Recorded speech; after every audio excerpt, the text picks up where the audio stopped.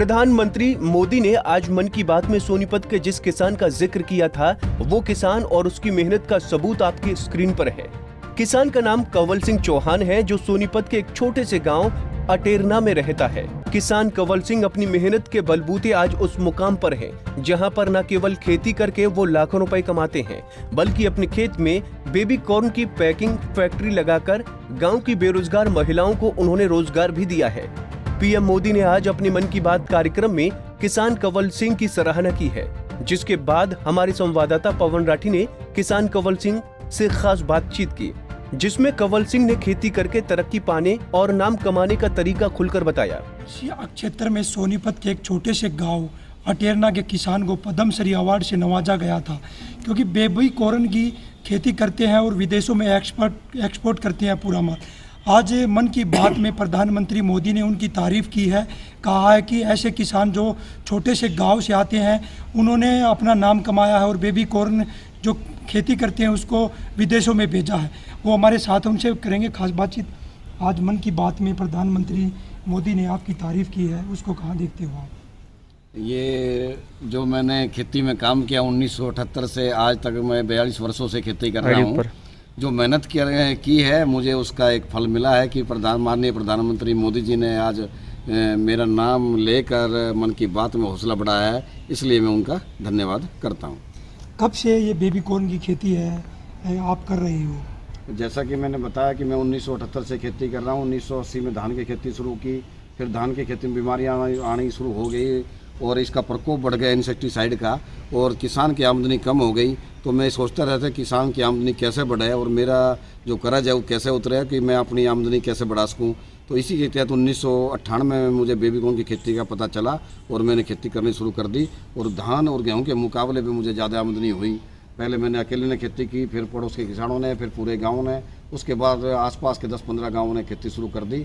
और उसको फिर जब मार्केट की समस्या आई तो मैंने छोटी सी इंडस्ट्री लगाकर उनका माल खरीदा और खरीद कर प्रोसेस करके पूरे देश की मार्केट में भेजना शुरू कर दिया, और उनको एक मिनिमम गारंटी प्राइस किसानों को देना शुरू कर दिया 4 फसलों का, जिसमें मशरूम, बेबी कॉर्न, टमाटर और स्वीट कॉर्न था। इन चारों फसलों का हम किसान से माल खरीदते हैं, मिनिमम गारंटी प्राइस उनको दिया हुआ है। यदि महंगा बिकता है तो वे मंडी बेचते हैं, जब मंडी में सस्ता हो जाता है तो हम मिनिमम गारंटी प्राइस पे किसानों से माल बेचते हैं, और किसान हमें माल बेचने के लिए बाध्य नहीं है। कंवल जी, जो बेबी कॉर्न की खेती करते हो, इतने लंबे अरसे से आप करते आ रहे हो, कहाँ से सीख मिली, कहाँ से पहल शुरू की आपने? ये 1998 में फरवरी का महीना था, मेरे पास कोई कंपनी बीज बनाने वाली आई। उन्होंने ज़मीन देखने के लिए आए थे, तो उन्होंने बताया कि हम बेबी कॉर्न का बीज बनाते हैं और भारत में सिर्फ हम ही अकेले हैं। तो मुझे जिज्ञासा हुई, मैंने उनसे बीज लिया और बेबी कॉर्न की खेती करनी शुरू कर दी। बात करें आमदनी की, बेबी कॉर्न की खेती में कितनी आमदनी, सालाना कितना कमा लेते हो इससे आप? यदि हम पीछे जाए तो बेबी कॉर्न 1992 में थाईलैंड से आयात होता था, 400 रुपये किलो दिल्ली बेबी कॉर्न आता था। और हमने 1998 में जब बेबी कॉर्न पैदा किया तो 115 रुपये किलो से 150 रुपये किलो तक भी हमने बेबी कॉर्न बेचा, और आज भी बेबी कॉर्न का रेट 50 रुपये से लेकर 150 रुपये किलो तक बिकता है। और जो उस समय तो हमें इतनी आमदनी बेबी कॉर्न से हुई थी 1998 99 में कि जितना धान और गेहूँ दोनों फसलों से भी ना होता, इतना एक फसल में बेबी कॉर्न की हो जाती थी, और साल में हम 3 फसल ले लेते थे। परंतु आज खर्चे हमारे बढ़ गए हैं, और जो यदि बिक्री की बात करें तो बिक्री उतनी है। फिर भी हमारे गांव के किसान और हम भी मिश्रित खेती करके साल में 3 फसल लेकर बेबी कॉर्न की 1 एकड़ से 2 से 2.5 लाख रुपए में सालाना हम बेबी कॉर्न से कमा लेते हैं। और कौन सी जो सब्जी है या फसल है वो आप उगाते हो, करते हो? हम बेबी कॉर्न के अंदर ही मिश्रित खेती करते हैं। बेबी कॉर्न के अंदर प्याज भी लगाते हैं, बेबी कॉर्न के अंदर मेथी भी बोते हैं, और बेबी कॉर्न के अंदर ही पालक और दूसरी सब्जियां भी कई बार बो लेते हैं। साथ ही हम भिंडी, टमाटर और भी खेती करते हैं, सब सब्जियां। और खेती में फेरबदल करना जरूरी है, और धान और गेहूँ भी बोते हैं थोड़ा थोड़ा, क्योंकि बदलना जरूरी है। खेती हम फेरबदल करके करते हैं। जिस तरह से आपको प्रधानमंत्री ने मन की बात में तारीफ़ की है जी, आप खेती करते हो, लंबे अरसे से खेती करते आ रहे हो, उस तरह किसान जो सड़कों पर है, जी। केंद्र सरकार ने अध्यादेश लागू किए हैं, उसके बाद लगातार प्रदर्शन किया जा रहा है, क्या मानते हो इसको आप? पिछले लंबे अरसे से जो हमारे किसान संगठन थे देश के, वो मांग कर रहे थे कि APMC एक्ट में सुधार हो। मैं कई कमेटियों में मेंबर रहा हूँ, सरकारी कमेटियों में भी सरकार के साथ मेरा संबंध रहा है, जिला लेवल पे भी और नेशनल लेवल पे भी। तो वहाँ एक ही मांग उठती कि एपीएमसी एक्ट में जो ये है कि मंडी से बाहर किसान के उत्पाद की खरीद फरोख्त नहीं हो सकती, इसमें सुधार आना चाहिए। तो हमारे किसान सेंटर भी मांगा, सभी पार्टियां मांग कर रही थी। जैसे कि आपने सुना होगा किसान कांग्रेस के मैनिफेस्टो में भी था कि एपीएमसी सुधार किया जाए, परंतु यदि कोई सुधार किया जाता है तो विपक्ष उसका विरोध करता ही है, जैसा कि पहले भी होता आया है, आज भी ऐसा ही हो रहा है। किसान खुद सड़क पर नहीं आ रहा, परंतु किसान सेंटरों द्वारा बहका कर फुसला कर किसान को सड़कों पर लाया जा रहा है, क्योंकि किसान तो खेती करने से फुर्सत नहीं है। और इस विधेयक में कोई ऐसा भी नहीं है कि किसान के खिलाफ हो। ये खिलाफ हो सकता है यदि सरकार एमएसपी वापस ले ले या मंडी बंद हो जाए, तो ये सरकार के उसमें किसान के खिलाफ जा सकता है। परंतु हमारे माननीय कृषि मंत्री नरेंद्र तोमर जी ने मैं उनसे मिला था इस विषय पर, अपनी मांग मैंने रखी थी, तो उन्होंने स्पष्ट किया है कि ना तो एमएसपी खत्म होगा और ना ही मंडी बंद होगी।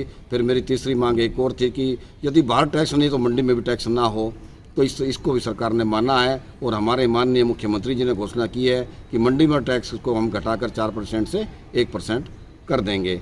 तो ये एक अच्छा कदम है। पर मैं दोबारा से सरकार से मांग करता हूँ कि मंडी में टैक्स कम हो या ना हो, मंडी बनी रहे, एमएसपी भी बना रहे। और मेरी तो एक अलग से मांग और भी है कि हमारे किसान संगठनों को आज मांग करनी चाहिए कि एमएसपी के प्रति भी एक विधेयक लाया जाए जिसमें गारंटी हो कि सरकार किसानों को इतना हर चीज़ का इतना एमएसपी मिलेगा, और साथ में इसको एक कानून बना जाए, एमएसपी से कम खरीदारी ना हो और एमएसपी से कम खरीदारी को एक तरह से दंडित अपराध घोषित किया जाए।